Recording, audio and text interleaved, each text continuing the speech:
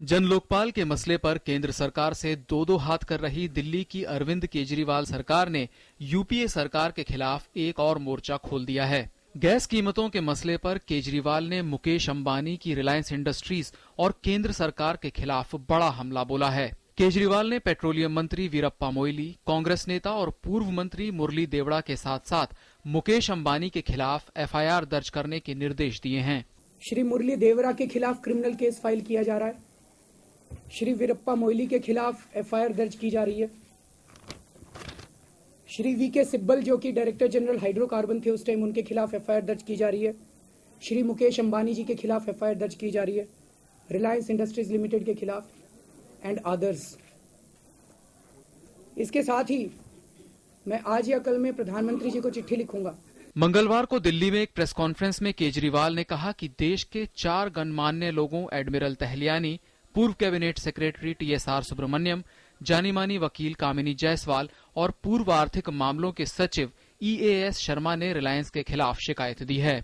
शिकायत में कहा गया है कि कंपनी $1 की गैस को $8 में बेचने की तैयारी कर रही है। इसमें केंद्र सरकार के कुछ मंत्रियों की भी मिलीभगत है। We are not satisfied. We have seen ministers changing just because they didn't play ball. And there is Nariman's report which is very, very clear. There are so many records which are so very clear. And we thought that this was not correct. Kejriwal ने कहा कि वो केंद्र सरकार को चिट्ठी लिख रहे हैं। जब तक इस मामले की जांच नहीं हो जाती तब तक गैस की कीमत में बढ़ोतरी को स्थगित रखा जाए। हालांकि सवाल इस बात पर उठ रहे हैं कि क्या आपराधिक मामला दर्ज करना दिल्ली सरकार के अधिकार में आता है। If the Delhi government starts taking the position that every decision taken here, if it constitutes in their perception an abuse of power, they can register a case under the Prevention of Corruption Act, then it will bring federalism to a halt in India.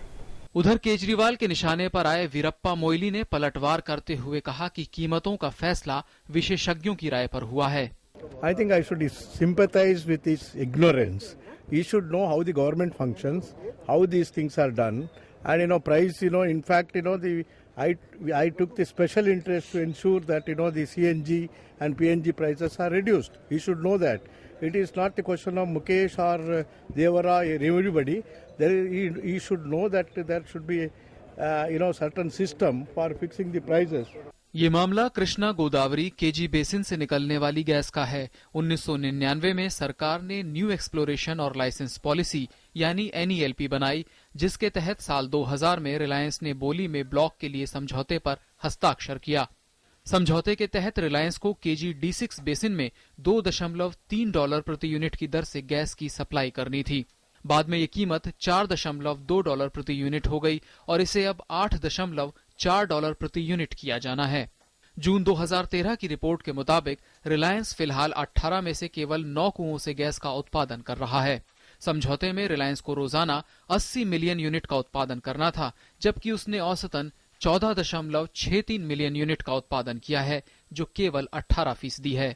Congress और BJP ने जहां इस मामले में केजरीवाल की नीयत पर सवाल उठाए हैं, वहीं गैस कीमतों पर पहले से ही लड़ाई लड़ रही लेफ्ट ने इसे सही कदम करार दिया है। We are not against any kind of inquiry.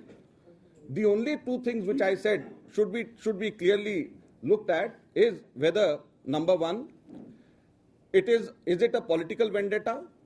Number two, is it within the constitutional jurisdiction?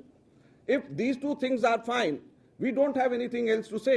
सारा जवाब कांग्रेस को देना है, क्योंकि वो कांग्रेस की समर्थित सरकार है और जो भी निर्णय वो कर रहे हैं उसमें कांग्रेस का समर्थन है, क्योंकि बिना कांग्रेस के समर्थन के वो मुख्यमंत्री नहीं है।